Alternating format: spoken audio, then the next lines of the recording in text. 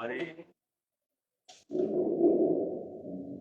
विश्व हिंदू परिषद जम्मू कश्मीर लद्दाख इकाई की द्विवार्षिक प्रांत बैठक और उसमें विश्व हिंदू परिषद के केंद्रीय संयुक्त महामंत्री डॉक्टर सुरेंद्र जैन जी हम सब की बैठक लेने के लिए यहाँ पर आए हैं और मेरे बिल्कुल साथ में बैठे हैं बाईं तरफ, और उनके आगे आदरणीय श्री लीलाकरण शर्मा जी जो हमारे जम्मू कश्मीर लद्दाख के प्रांत अध्यक्ष हैं, वो हमारे साथ हैं। और आज इस प्रेस वार्ता को डॉक्टर सुरेंद्र केंद्रीय संयुक्त महामंत्री को संबोधित करें। आप सबको नमस्कार। एक लंबे अरसे के बाद जम्मू कश्मीर के पत्रकारों से मिलने का आज सौभाग्य मिल रहा है। पूरे देश में जिस स्थान के पत्रकारों ने उस स्थान के परिवर्तन में बड़ा महत्वपूर्ण योगदान दिया है, उसमें जम्मू कश्मीर के पत्रकारों का योगदान निश्चित तौर पर बहुत उल्लेखनीय है। और इसलिए मैं देखता हूं, मैं बहुत वर्षों से जुड़ा हूं, जितने भी पॉजिटिव चेंजेस हुए हैं, जितने भी यहां की समाज के जागरण के विषय हुए हैं, उसमें यहां के पत्रकारिता जगत का योगदान हमेशा से ही बड़ा महत्वपूर्ण रहा है। और मैं हमेशा बार बार उस हर महत्वपूर्ण चरण के अंदर आप लोगों के योगदान को देखता रहा। अभी पिछले दिनों विश्व हिंदू परिषद की एक केंद्रीय बैठक इंदौर में हुई। 30, 31 दिसंबर और 1 जनवरी उसको ये 3 दिन की बैठक हुई। उस बैठक के अंदर एक महत्वपूर्ण प्रस्ताव पास किया गया और वो है मजहबी कट्टरता के दुष्परिणाम। वह प्रस्ताव जम्मू कश्मीर की दृष्टि से बहुत महत्व का प्रस्ताव है।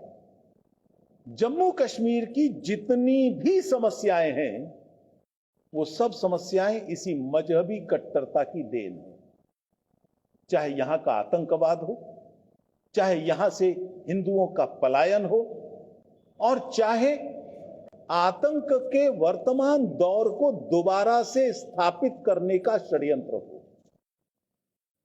और यहां का हिंदू समाज, जम्मू का विशेष तौर पर, उन्होंने इस मजहबी कट्टरता का बहुत सीना तान के बहादुरी के साथ मुकाबला किया, और केवल मुकाबला नहीं किया, सफलता प्राप्त की।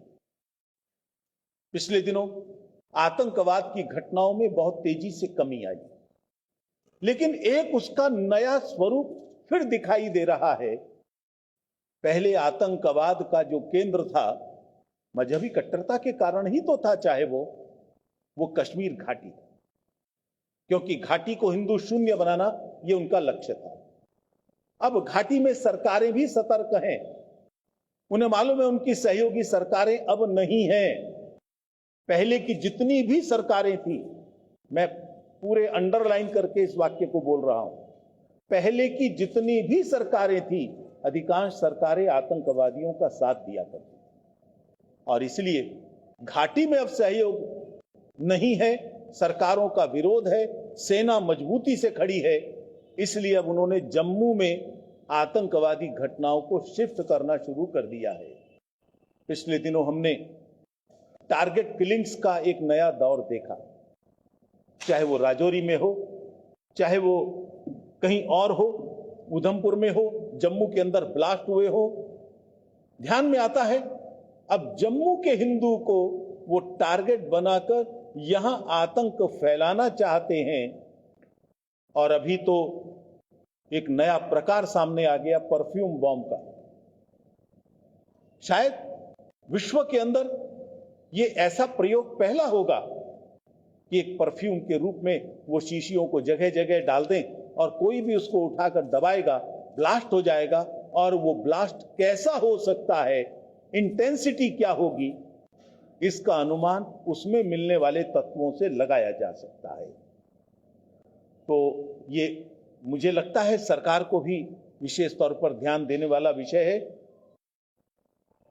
हम तो इसका मुकाबला करेंगे ही, हिंदू समाज इसकी पूरी तैयारी में, और विश्व हिंदू परिषद भी इस बैठक के अंदर इस मजहबी कट्टरता के कारण जो निर्मित आतंक है जम्मू के अंदर, इसका कैसे मुकाबला करना है, इसकी तैयारी हम क्या करेंगे।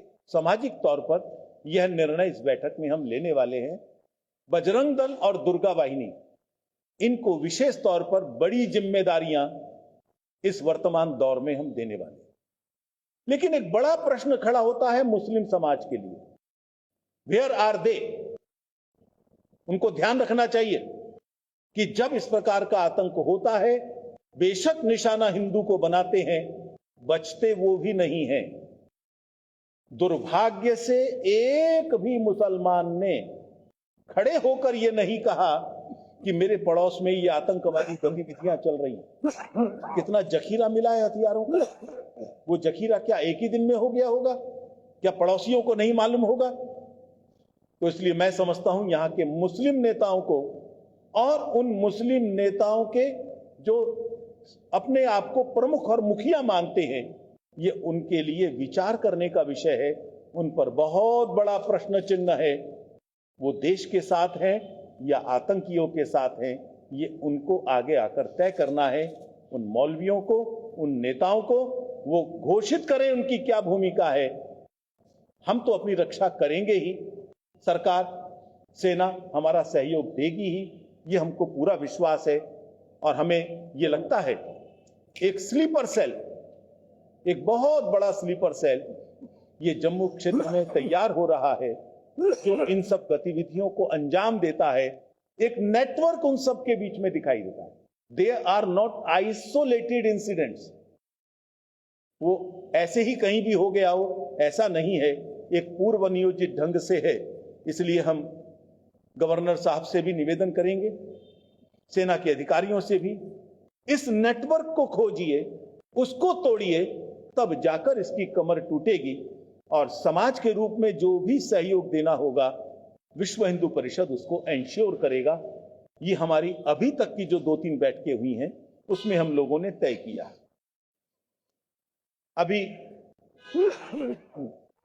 हम लोगों ने सोचा है कि कुछ जूडो कराटे सेंटर्स, कुछ और इस तरह की चीजें ये हम शुरू करेंगे। इस मजहबी कट्टरता का एक और रूप हमको दिखाई दिया, और वो है जम्मू कश्मीर की लूट करने का। जितने भी गुपकार गैंग के लीडर्स रहे हैं, उन सब लीडर्स ने जम्मू कश्मीर को लूटा है।